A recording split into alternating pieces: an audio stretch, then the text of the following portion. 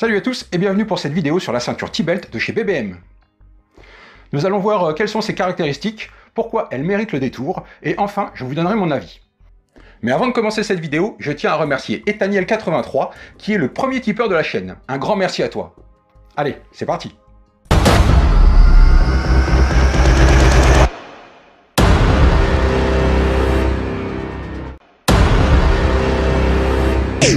Faire une revue sur une ceinture et avoir des choses pertinentes à dire n'est pas forcément des plus évidents, puisque la plupart des gens choisissent une ceinture pour son look.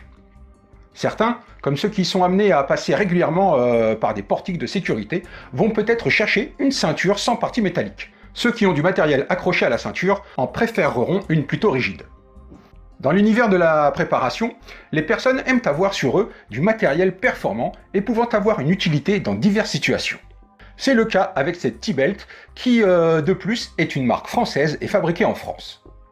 Lorsqu'on m'a proposé de tester cette ceinture pour en faire une revue, j'ai hésité un temps au vu du nombre de revues déjà existantes en français.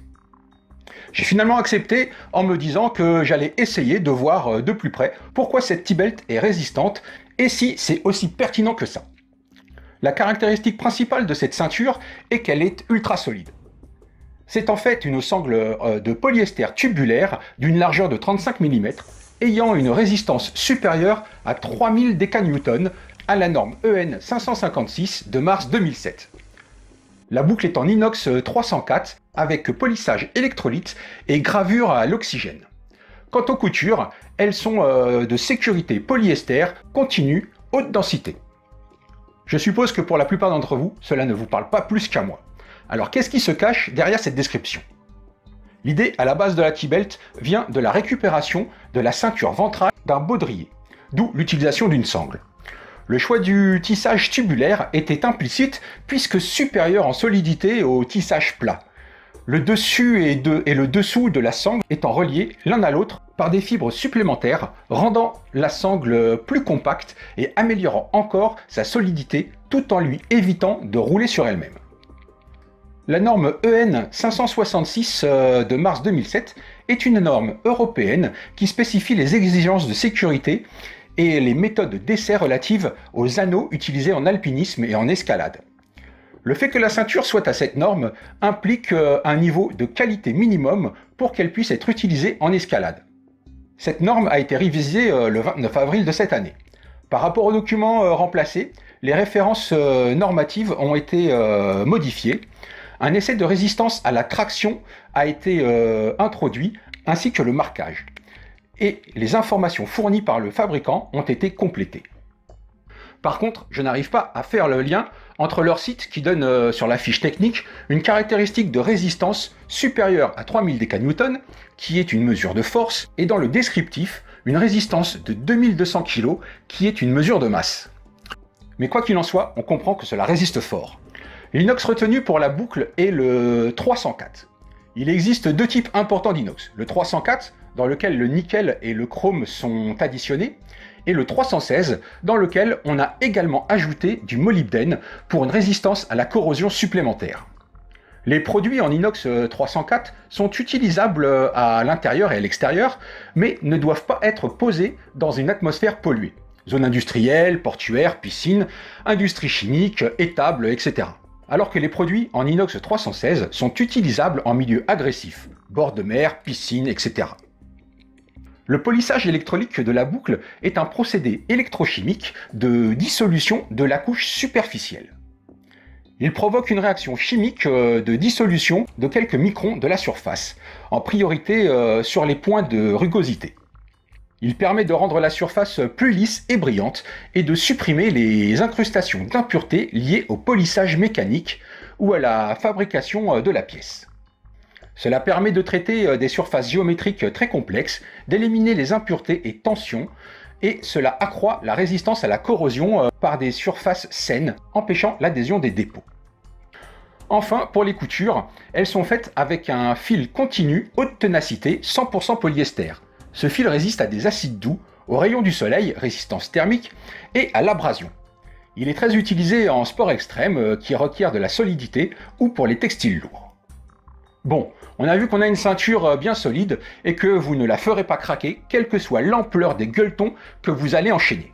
Mais BBM ne souhaite pas faire juste une ceinture. Son but est de proposer une ceinture qui en fait plus.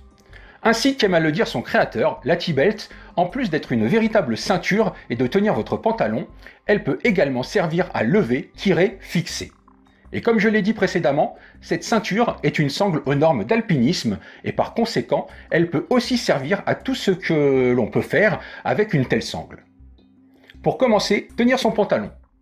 La boucle, bien que technique et très résistante, reste relativement discrète et assez élégante. La sangle, elle, est relativement flashy pour le modèle orange. Mais pour le Black Edition ou le kaki, elle reste aussi assez discrète. Cela permet de la porter avec des tenues assez variées, mais peut-être quand même pas avec un costume. Pour les professionnels armés, les tireurs sportifs, les airsofters et même pour les artisans travaillant avec du matériel accroché à la ceinture, la souplesse de la T-Belt peut être un peu dérangeante. Si vous n'avez pas plus de passants que sur un pantalon normal, la ceinture se plie un peu. Ensuite vient le fameux lever, tirer, fixer. Sur le fascicule fourni avec la ceinture, on voit certaines situations où la ceinture peut être utilisée. Il faut bien prendre en compte que ce ne sont que des exemples, mais que ceux-ci ont été testés et validés. La ceinture n'est pas faite pour ça, mais elle peut le faire pour vous dépanner. Si on prend les exemples liés à l'alpinisme et l'escalade, si pour une quelconque raison, vous ne pouvez pas utiliser votre matériel, car oublié, cassé, ou que sais-je, vous pouvez prendre la T-Belt qui assurera le job dans les normes de sécurité requises.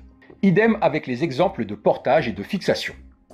Vous l'aurez bien compris, l'intérêt de cette ceinture réside dans sa capacité à vous fournir une sangle hyper résistante lors d'une situation dégradée. Par exemple, sa résistance à 2 tonnes vous permet de tracter une voiture. Normalement, cette pratique est tolérée sous certaines conditions. Il faut avoir une barre de remorquage homologuée, allumer ses warnings et limiter sa vitesse à 25 km/h. La distance de remorquage doit être la plus courte possible, juste quelques kilomètres. Mais comme je l'ai dit, l'usage de la T-Belt concerne des situations dégradées. Si vous êtes au milieu de la pampa et que vous devez remorquer une voiture, il n'y a pas à hésiter. Outre le remorquage, elle pourra vous permettre de tirer un véhicule embourbé ou en position délicate dans un fossé, ce qui n'est pas faisable avec une barre de traction. Les adeptes de randonnée, bushcraft et autres activités en milieu naturel auront diverses occasions de se dépanner avec la T-Belt. Que ce soit pour rallonger ou remplacer l'attache d'un hamac ou d'un tarp, pour faire un fagot de bois et le rapporter au camp, faire une bretelle de sac à dos de fortune histoire de pouvoir finir sa balade sans avoir à porter le sac dans ses bras, ou encore, si vous êtes en haut d'une échelle et que vous ne la trouvez pas assez stable pour vos travaux, pour faire une attelle de fortune, voire un garrot, le temps que les secours arrivent. Les limitations de l'utilisation de la T-Belt pour vous dépanner en cas de pépin ne tient qu'à votre imagination à l'adapter à votre situation. Pour info, la T-Belt est déclinée sous 4 options. La standard ne possède pas de gravure et elle est vendue dans sa boîte sans livret.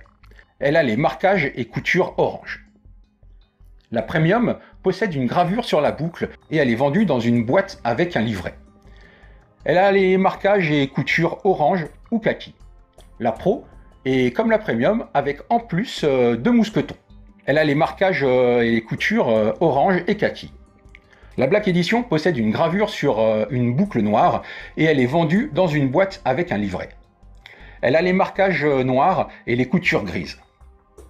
En ce qui me concerne, j'avoue que j'aime beaucoup le fait d'avoir sur soi une sangle de cette qualité pouvant être utile en cas de sinistre ou d'une quelconque rupture de la normalité et de façon simple sans que ce soit un objet supplémentaire à mettre dans une poche. Elle est légère et passe bien sur tous mes vêtements.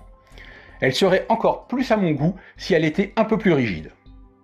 Je trouve également que dans certaines utilisations, comme pour faire une attelle de fortune, elle est assez difficile à serrer vraiment fort, alors que portée en ceinture, cela se fait sans problème.